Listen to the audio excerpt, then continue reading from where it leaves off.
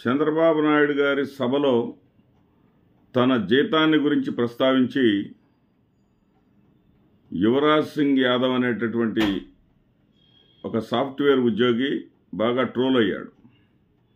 ఆ ట్రోల్ అయిన దానికి తాను బాధపడుతూ తాను మళ్ళీ వీడియో చేసి ఇదిగో నా వివరాలు, కంపెనీ పేరు చెప్పకూడదు, నేను 93 లక్షలు నా జీతం అన్నది నిజమేనని చెప్పేసి మళ్ళీ ప్రకటించుకోవాల్సినటువంటి పరిస్థితులు వచ్చినాయి.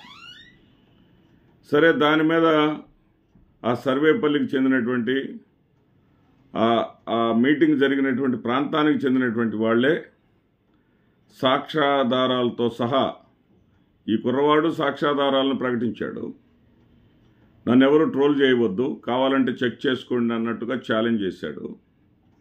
సరే, వాళ్ళేమో ఇదిగో ఈయన జీతం నెలకు 68,000 మాత్రమే, వర్క్ ఫ్రమ్ హోమ్ నిజమే, అదేవిధంగా అతను జీతం 93 లక్షలు మాత్రం నిజం కాదు, నెలకి ఇతనికి 68,000 వస్తాయి. అంటే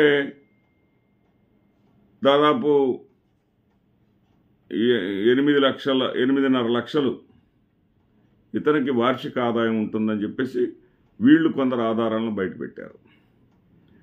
ఆయనేమో కాదు ఇదిగో నేను 30% ట్యాక్స్ కడతాను, ట్యాక్స్ పోను నాకు చేతికింత వస్తుంది అని ఇతను చెప్పుకొచ్చాడు. అసలు ఇంత అవస్థలేంటి, ఇంత బాధలేంటి? అతను సాఫ్ట్వేర్ ఉద్యోగి అయినప్పుడు అతని జీతం అతనికి ఆనందపడేటటువంటి జీతం, అంటే తన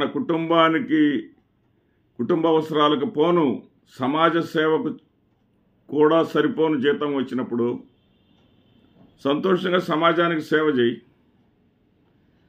అంతేగాని మీరు చెప్పుకోవాల్సినటువంటి అవసరం వచ్చింది.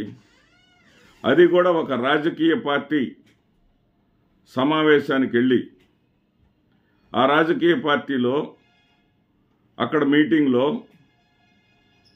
చంద్రబాబు నాయుడు గారి వల్ల తనకి వర్క్ ఫ్రమ్ హోమ్ అనేది వచ్చిందనే అర్థం వచ్చే విధంగా మీరు మాట్లాడాల్సిన అవసరం ఏంటి? అక్కడ విచారణ చేస్తే స్థానిక తెలుగుదేశం పార్టీ నాయకులు ఈ యాదవ సామాజిక వర్గానికి చెందినటువంటి ఈ కుర్రవాడిని ప్రోత్సహించి స్టేజీ పైకి ఎక్కించారని తెలిసింది. అంత అవసరం ఏంటి? మీరు ట్రోల్ అయ్యారని మళ్ళీ బాధపడాల్సినటువంటి పనేంటి? మిమ్మల్ని చదివించింది ఎవరు? మీ తల్లిదండ్రులు. చదువుకున్నది ఎవరు? మీరు. ఒకవేళ మీరు చెప్పినటువంటి 93 లక్షల సాలుసరి జీతం నిజం అనుకుందాం, సంతోషంగా సమాజానికి ఒక 20 లక్షలు ప్రతి సంవత్సరం సాయం చేయండి. సమాజ సేవకి మీరు అంత పేరు రావాలి, అంత టీవీల్లో కనపడాలి అనుకుంటే సమాజానికి సేవ చేయండి. అంతేగాని ఎవరో మెప్పు కోసము, ఎవరినో ప్రమోట్ చేయటం కోసము మీరు రాజకీయాలు చేయాల్సిన పనేంటి? మీరు చెప్పేదాంట్లో అవాస్తవాలు ఉన్నాయా అనేటటువంటి సందేహాలు కలుగుతూ ఉన్నాయి. ఎందుకంటే ఇక్కడ టీమ్ మేనేజర్సు, మరి కోఆర్డినేటర్స్ ఉంటారు, కానీ జనరల్ మేనేజర్ అనేవాళ్ళు ఎవరు ఉండరు సాఫ్ట్వేర్లో మాకు తెలిసినంత వరకు. మీరు జనరల్ మేనేజర్ అని చెప్పుకుంటా ఉన్నారు, మరి కంపెనీ పేరు మేము చెప్పకూడదు నామ్స్ ప్రకారం అంటున్నారు. మరి కంపెనీ పేరు చెప్పకూడదు అనేటటువంటి మీకు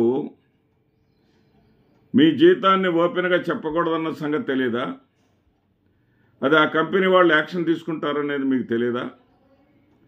ఆ కంపెనీ వాళ్ళు యాక్షన్ తీసుకునేటటువంటి అవకాశం మీకు లేదా? ప్రమాదం మీకు లేదా? అంత అవసరం ఏమొచ్చింది? రాజకీయాలకు మీరెందుకు బలి కావాలి? రాజకీయాలకు మీరెందుకు బలి కావాలి అని అడుగుతున్నా. చంద్రబాబు నాయుడు గారికి, ఆయనకి ప్రచార యావ,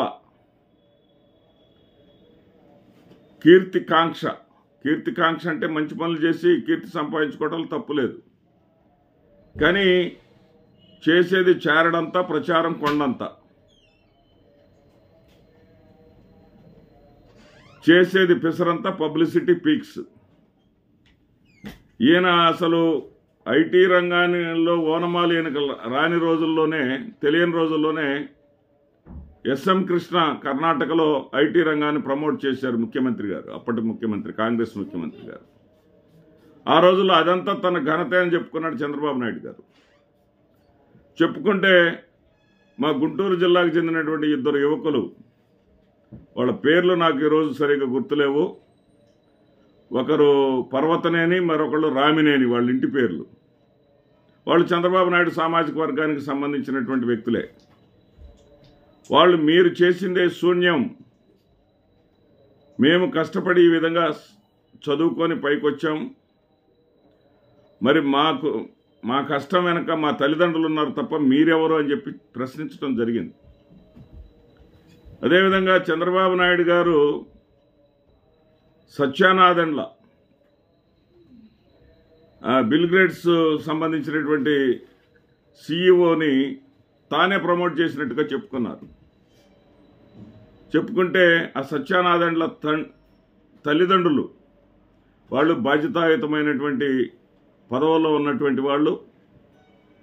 వారిలో ఒకరు ఐఏఎస్, మరొకరు కమిషనర్, ఆ స్థాయిలో ఉన్నటువంటి వాళ్ళు నేరుగా చంద్రబాబు నాయుడు గారి ఇంటికి వెళ్ళి మీ పబ్లిసిటీ పిచ్చ మీకు ఉంటే ఉండొచ్చు, కానీ మా బిడ్డ వెనక మీరున్నారని చెప్పేసి మాటలు ఇంకొకసారి వస్తే మర్యాదగా ఉండదని చెప్పేసి వారిని గీయటం జరిగింది. ఇవన్నీ వాస్తవాలు. మీకెందుకు ఈ రాజకీయాలు? మీకు 93 లక్షల రూపాయల జీతం వచ్చేది నిజమైతే ఎముకలు మెడలో వేసుకొని తిరగాల్సినటువంటి అవసరం ఏంటి? తెలుగుదేశం పార్టీని ప్రమోట్ చేస్తూ మీరు మాట్లాడాల్సినటువంటి అవసరం ఏంటి అక్కడ వేదిక మీద? ఆ వేదిక మీద మీరు మాట్లాడేది ఫక్తు ఒక రాజకీయ పార్టీ ప్రయోజనాల కోసం నిన్ను మధ్యలో బకరాన్ని చేసినట్టుగా కనపడతా ఉంది కదా. మీదేదైనా ఉన్నతమైనటువంటి జీతం తీసుకుంటుంటే, దాదాపు ₹1 కోటి జీతాన్ని సంవత్సరానికి మీరు తీసుకుంటా ఉంటే నిజంగా మీ కుటుంబానికి గర్వకారణం, మీ ప్రాంతానికి గర్వకారణం. మీ ప్రాంతం అభివృద్ధి కోసం కృషి చేయండి. రాజకీయాలు మీకెందుకయ్యా బాబు? మీరు సాఫ్ట్వేర్ రంగంలో ఉన్నటువంటి వాళ్ళు, అంటే సాఫ్ట్వేర్లో ఉన్నవాళ్ళు రాజకీయాల్లోకి రావద్దా అని నేను అంటల్లా.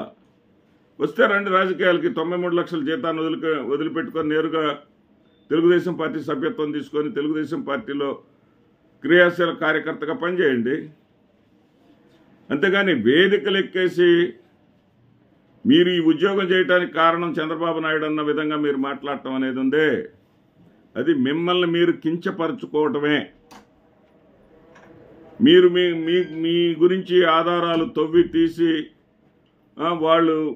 మిగతా వాళ్ళు బయట పెట్టడం, మీరు మళ్ళీ మీడియా ముందుకు వచ్చేసి నేను నిజమే చెప్పాను, నేను అబద్ధం చెప్పలేదని చెప్పేసి వేడుకోవటం, ఇదంతా అవసరమా మీకు?